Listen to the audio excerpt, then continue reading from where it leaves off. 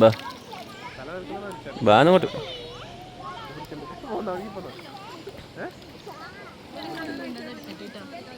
എന്തായാലും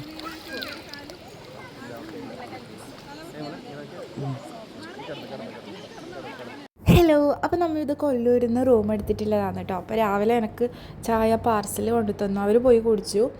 അപ്പോൾ അങ്ങനെ ഞാൻ മസാല ദോശയും പിന്നെ വട, സാമ്പാർ, ചമ്മന്തി. അപ്പോൾ അപ്പോൾ ഞാനിത് പ്ലേറ്റ് ഉണ്ടായിരുന്നില്ല കേട്ടോ. അപ്പോൾ ഞാൻ വിചാരിക്കുന്നത് എങ്ങനെ കഴിക്കില്ലെന്ന്. അപ്പോൾ ഇതിൻ്റെ സാമ്പാറില്ലേ ഒരുമാതിരി മധുരമായിരുന്നു കേട്ടോ. അതുകൊണ്ട് തന്നെ എനിക്ക് കഴിക്കാൻ വേണ്ടിയിട്ട് അത് കൂട്ടാൻ വലിയ ഇൻട്രസ്റ്റ് ഉണ്ടായിട്ടാണ്. നല്ല മധുരമായിരുന്നു. അപ്പോൾ ചമ്മന്തി കൂട്ടി കഴിക്കാൻ അടിപൊളിയായിരുന്നു കേട്ടോ. അപ്പം അങ്ങനെ ഇനി നമുക്ക് നേരെ മുരുടേശ്വരം പോകണം. ഇവിടുന്ന് വേഗം റൂം വെക്കേറ്റ് ചെയ്തിട്ട് നേരെ മുരുടേശ്വരം പോകണം. അതിന് മുമ്പേ സൗപർണികയിൽ പോകണം. അവിടുത്തെ പുഴയിൽ കുളിക്കണം എന്നെല്ലാം ഏട്ടന്മാർ പറയുന്നുണ്ടായിരുന്നു. അപ്പോൾ അങ്ങോട്ടേക്ക് പോകണം.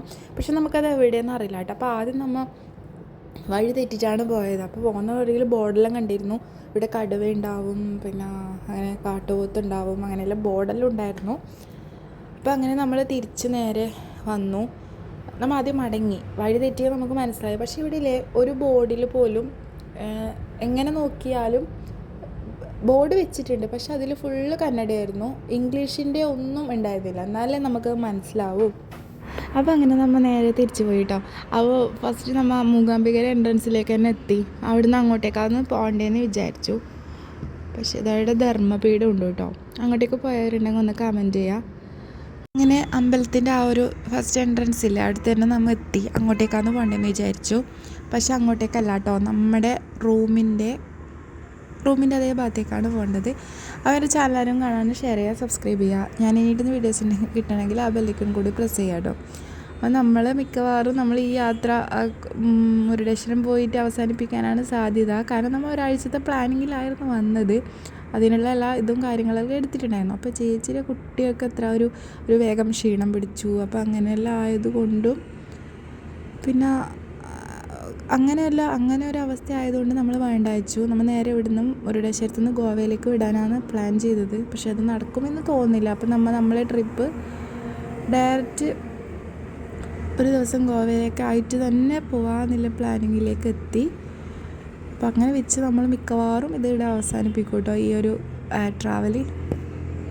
അപ്പം അങ്ങനെ നമ്മുടെ റൂം എടുത്തതിൻ്റെ ആ ഒരു സൈഡിലുള്ള റോഡുണ്ട്, അതിലേ പോകുമ്പോൾ ജസ്റ്റ് അടുത്ത് തന്നെ ആയി ശരിക്കും. അപ്പോൾ നമ്മൾ ഇവിടെ എത്തിയിട്ടുണ്ട്, സൗപർണികയിലേക്ക് എത്തിയിട്ടുണ്ട്. അപ്പോൾ ഇവിടുത്തെ വെള്ളത്തിൽ കുളിച്ച് അത്രയും നല്ല തണുപ്പുള്ള വെള്ളം എന്നാണ് പറയുന്നത് കേട്ടിട്ടുണ്ട്. ഞാൻ ഫസ്റ്റ് ടൈമാണ് ഇങ്ങോട്ട് വരുന്നത്.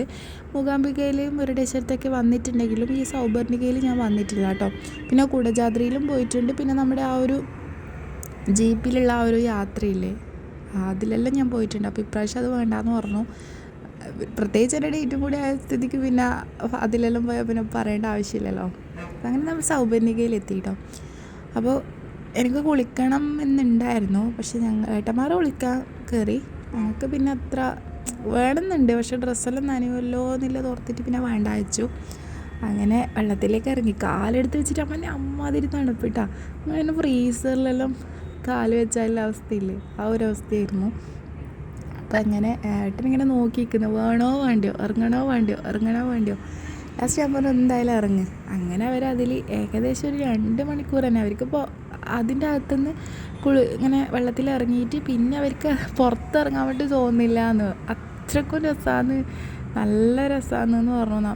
ഇത് തലേ ദിവസം ഇത് അറിഞ്ഞിട്ടുണ്ടെങ്കിൽ രാവിലെ നമുക്ക് എല്ലാവർക്കും വന്ന് ഫ്രഷായിട്ട് പോകുമായിരുന്നു എന്നാണ് പറഞ്ഞത്. നമ്മൾ പോകുന്ന വഴിക്കാണ്, മുരുടേശ്വരത്തേക്ക് പോകുന്ന വഴിക്കാണ് നമ്മൾ ഇങ്ങോട്ടേക്ക് ഇറങ്ങിയത്. അപ്പോൾ അതിൻ്റേതായിട്ടുള്ളൊരിതുണ്ട്. അപ്പോൾ അതിൽ വെള്ളത്തിനടിയിൽ ഒരുപാട് ഫിഷ് ഉണ്ട് കേട്ടോ, കുറേ ഒരുപാടുണ്ട്. അപ്പോൾ നമ്മൾ വെള്ളത്തിൽ ഇറങ്ങുന്ന സമയത്ത് അതിലിങ്ങനെ കാലിൽ ഇങ്ങനെ വന്നിട്ട് ഇങ്ങനെ ഇക്കിളിയാക്കുന്നത് കേട്ടോ, നല്ല രസമായിരുന്നു. പിന്നെ അടിയിലുണ്ടായിരുന്ന കല്ലില്ലേ, ആ കല്ല് നല്ല രസമാണ് കാണാൻ വേണ്ടിയിട്ട്. അപ്പോൾ ആ കല്ല് 2-3 ഞാൻ പൊക്കിയിട്ടുണ്ടായിരുന്നു കേട്ടോ. കല്ലെടുത്തിട്ട് വണ്ടിയിലെടുത്ത് വെച്ച്, കാരണം നല്ല രസമായിരുന്നു കാണാൻ വേണ്ടിയിട്ട്. 2 മാത്രം എടുത്തതാണ് കേട്ടോ, ചെറിയൊരു 2 കല്ല് നോക്കിയിട്ട് കാണാൻ അത്രക്കും നല്ല രസമായിരുന്നു. അപ്പോൾ ഏട്ടനെല്ലാം കാര്യമായിട്ട് ഇങ്ങനെ മൂങ്ങാങ്കൊടി ഇട്ട് കുളിക്കുന്നുണ്ട്. ഏട്ടനോട് പറയുന്നു നീ കുളിച്ചോ നല്ല അടിപൊളി നല്ല വൈബാണെന്ന് പറയുന്നുണ്ട്. പക്ഷേ ഞാനിങ്ങനെ വെള്ളത്തിലിറങ്ങി അവിടെ തൊട്ടു തല ഓടിയിട്ട് അങ്ങനെ അഡ്ജസ്റ്റ് ചെയ്തു. പക്ഷേ എനിക്കും അങ്ങനെയാണ്, വെള്ളത്തിൽ നിന്ന് പുറത്തേക്ക് കയറാൻ തോന്നില്ല കേട്ടോ. അപ്പം ഞാൻ ഒരു ചെറിയൊരു കല്ലെടുത്തു, നല്ല കല്ലായിരുന്നു, അത് കാണാൻ നല്ല ക്യൂട്ടായിട്ടുണ്ട്. അപ്പോൾ അതെടുത്ത് ഞാൻ കയ്യിൽ പിടിച്ചു. അപ്പോൾ ഏട്ടൻ പറഞ്ഞു വെറുതെ ഇതാവണ്ട, അത് അങ്ങനെ എടുക്കാൻ പാടില്ലാന്ന്. അപ്പം ഞാൻ ആകെ 2 എണ്ണമല്ലേ എടുത്തുള്ളൂ, കൂടുതലൊന്നാകെ വാരിയിട്ടൊന്നും കൊണ്ടായിട്ടൊന്നുമില്ലല്ലോ. അങ്ങനെ പറഞ്ഞ് സമാധാനിച്ചു. അപ്പോഴത്തേക്ക് കുറേ മങ്കീസ് വന്നു കേട്ടോ. അടുത്തുള്ള കവുങ്ങും തോട്ടത്തിൽ ഇത് പോകുന്നുണ്ടായിരുന്നു. അപ്പോൾ അവിടെ നിന്ന് ഇങ്ങനെ വെടി പൊട്ടിച്ചു. അപ്പോൾ ആ ശബ്ദം കിട്ടും ഒന്നാകെ ഒത്തിരി ഒരു 1000കണക്കിന് കുരങ്ങന്മാർ ഇങ്ങനെ പാഞ്ഞ് വരുന്നുണ്ടായിരുന്നു കേട്ടോ. അപ്പോൾ അതിൻ്റെ എല്ലാം വീഡിയോ എടുത്തു. പിന്നെ നെക്സ്റ്റ് നമ്മൾ കുളിച്ചിട്ട് അങ്ങനെ ഇറങ്ങി കേട്ടോ. അപ്പോൾ പിന്നെ നമ്മൾ നല്ല ചൂടൊക്കെ ആയിരുന്നു. പിന്നെ വെള്ളം കുടിക്കാമെന്ന് വിചാരിച്ചപ്പോൾ കരിക്കും, പിന്നെ ഞാൻ ലൈം സോഡയും കുടിച്ചു. പകുതിക്ക് നമ്മൾ ഇറങ്ങിയിട്ട് ലഞ്ച് കഴിച്ചു കേട്ടോ. പിന്നെ നമ്മൾ നേരെ വീട്ടിലേക്ക് പോയി. അപ്പോൾ നെക്സ്റ്റ് വീഡിയോയിൽ കാണാം കേട്ടോ. Okay, by.